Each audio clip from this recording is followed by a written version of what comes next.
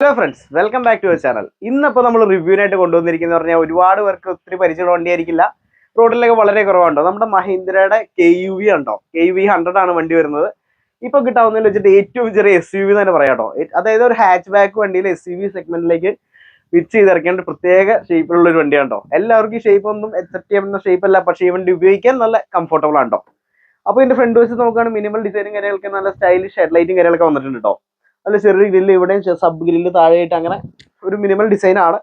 Mid variant ആയതുകൊണ്ട് തന്നെ ഫോഗ്ലാമ്പും കാര്യങ്ങളൊന്നും വന്നിട്ടില്ല കേട്ടോ.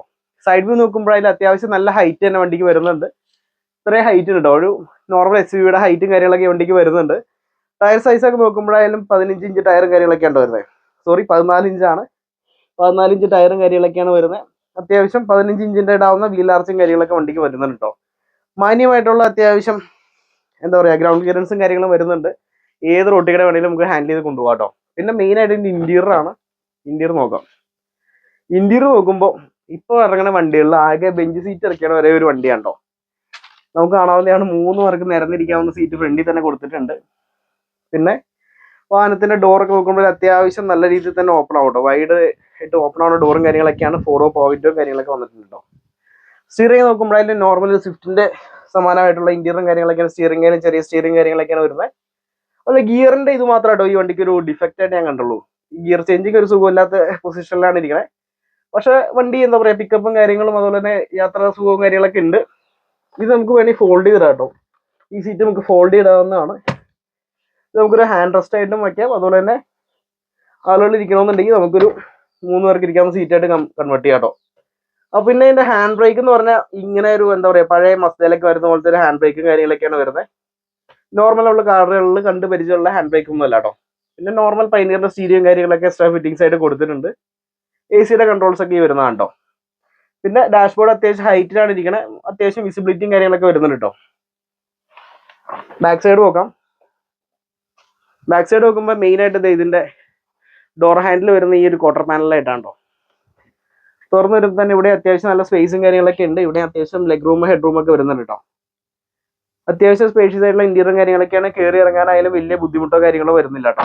അപ്പോൾ അടുത്തതായിട്ട് വണ്ടിയുടെ ബാക്ക് സൈഡിലേക്ക് പോകാം. ബാക്ക് സൈഡിലേക്ക് പോകുമ്പോൾ കാണാവുന്നതാണ് നല്ല അത്യാവശ്യം വലിപ്പമുള്ള ടെയിൽ ലൈറ്റും കാര്യങ്ങളൊക്കെയാണ് വന്നിട്ടുള്ള. നല്ല ഭംഗിയുണ്ട്. ബാക്ക് സൈഡ് നല്ല ഭംഗിയാണ് വണ്ടിയുടെ കാണാനായിട്ട്. പിന്നെ ഇവിടെ എക്സ്ട്രാ ഫിറ്റിംഗ്സ് ആയിട്ട് ഒരു ക്രോസ് ബാർ കൊടുത്തിട്ടുണ്ട്. അത് ഇപ്പോൾ ലീഗലാണോ എന്ന് അറിയില്ല.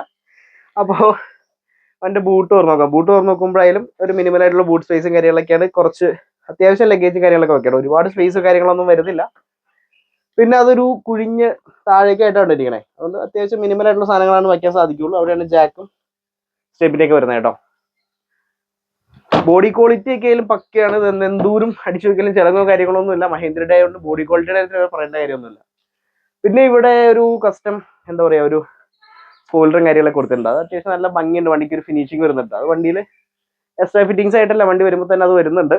പിന്നെ സൈഡ് വ്യൂ നോക്കുമ്പോഴായാലും നോർമൽ സൈഡ് വ്യൂ കാര്യങ്ങളൊക്കെയാണ്. അത്യാവശ്യം ഹൈറ്റ് ഉള്ള ഇതുണ്ട്. പിന്നെ മുകളിലായാലും റൂഫ് റൈലും കാര്യങ്ങളൊക്കെ എക്സ്ട്രാ കൊടുത്തിട്ടുണ്ട് കേട്ടോ.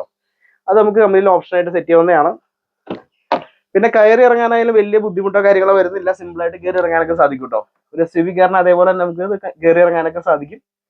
പിന്നെ വണ്ടി 43,000 ഗ്രൗണ്ട് ഓടിയിട്ടുള്ള, ഒരുപാട് ഓടി അവിഞ്ഞ വണ്ടിയല്ല. ബോഡി ആയാലും അത് കട്ട് ചെയ്ത് പോളിഷ് ചെയ്ത് നല്ല തിളക്കത്തിലേക്ക് വരും കേട്ടോ. ഇതിപ്പോ പോളിഷ് ചെയ്യാത്തതിന്റെ ഒരു അപാകത ഉണ്ട്. എന്നാലും വണ്ടി ഓവറോൾ നോക്കുമ്പോഴായാലും പെർഫെക്റ്റ് കണ്ടീഷനിലാട്ടോ. അപ്പോൾ നമുക്ക് ഈ വണ്ടി ഡ്രൈവ് ചെയ്ത് നോക്കാം. കയറി ഇരിക്കുമ്പോൾ തന്നെ നമുക്ക് മിനിമൽ ആയിട്ടുള്ള ഇന്റീരിയറും കാര്യങ്ങളൊക്കെയാണ് വരുന്നത്. വണ്ടിയുടെ ഹാൻഡ് ബ്രേക്ക് റിലീസ് എന്ന് പറയുന്നത് ഇങ്ങനെ വലിച്ചിട്ട് നേരെ താഴേക്കിട്ട ഹാൻഡ് ബ്രേക്ക് റിലീസ് ചെയ്യട്ടോ. അതുപോലെ ഗിയർ ഇടണേലും ഈ പൊസിഷനിലാണ്. അത് മാത്രമാണ് ഈ വണ്ടിക്ക് എനിക്ക് നെഗറ്റീവായിട്ട് തോന്നിയുള്ളൂ. ബാക്കി ഡ്രൈവിന്റെ കാര്യത്തിലൊക്കെ കംഫർട്ടബിൾ ആട്ടോ. സിമ്പിൾ ആയിട്ട് ലേഡീസിനായാലും ഓടിച്ച് പോവാം. ചുറ്റുമുറം കാണാവുന്ന അത്യാവശ്യം വിസിബിലിറ്റിയും കാര്യങ്ങളൊക്കെ ഉണ്ട് കേട്ടോ. സ്റ്റിയറിംഗ് ആയാലും നല്ലൊരു പൊസിഷനിലായിരിക്കണം. ഡ്രൈവിംഗ് കംഫോർട്ടും കാര്യങ്ങളൊക്കെ ഉണ്ട്. സീറ്റിംഗ് പൊസിഷനും ഓക്കെയാണ്. ഗിയറിന്റെ ഒരു പ്രശ്നം, അത് ഈ മറ്റുള്ള വണ്ടികൾ ഓടിച്ച് ശീലിച്ചുകൊണ്ടാവാം എനിക്ക് അത്ര താല്പര്യമായിട്ട് തോന്നിയില്ല കേട്ടോ. റോഡിന്റെ വിസിബിലിറ്റി നോക്കുമ്പോഴായാലും നല്ല ഹൈറ്റിൽ നിന്നുള്ള വ്യൂവും കാര്യങ്ങളൊക്കെയാണ് വരുന്നത്. ഫ്രണ്ട്സ്, അപ്പോൾ ഈ വണ്ടി കൊടുക്കാനുള്ളതാണ്. 2016 മോഡൽ വരുന്നത്. 43,000 കിലോമീറ്റർ ഓടിയിട്ടുള്ളൂ. സെക്കൻഡ് ഓണർഷിപ്പ് ആയിട്ടുള്ളൂ. വണ്ടി ചെറിയൊരു SUV സെഗ്മെന്റിൽ വണ്ടി നോക്കി നടക്കുന്നവർക്ക് നല്ലൊരു ഓപ്ഷൻ ആയിരിക്കും. ഹാച്ച് ബാക്ക് ആയിട്ട് SUV ആയിട്ട് രണ്ട് രീതിയിലും കൺസിഡർ ചെയ്ത് മേടിക്കാവുന്ന വണ്ടിയാണ് കേട്ടോ. ഇതിന് കമ്പനി പറയുന്ന മൈലേജ് കൺസിഡർ ചെയ്യേണ്ട ഓവറോൾ നോക്കുമ്പോൾ ഹൈവേയിലൊക്കെ ഒരു 18 വരെ മൈലേജ് കിട്ടും.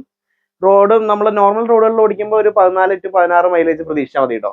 അപ്പോൾ ഈ ഒരു വലിപ്പമുള്ള വണ്ടിക്ക് പെട്രോൾ എഞ്ചിനിൽ ന്യായമായിട്ടുള്ള മൈലേജും കാര്യങ്ങളും കിട്ടുന്ന വണ്ടിയാണ്.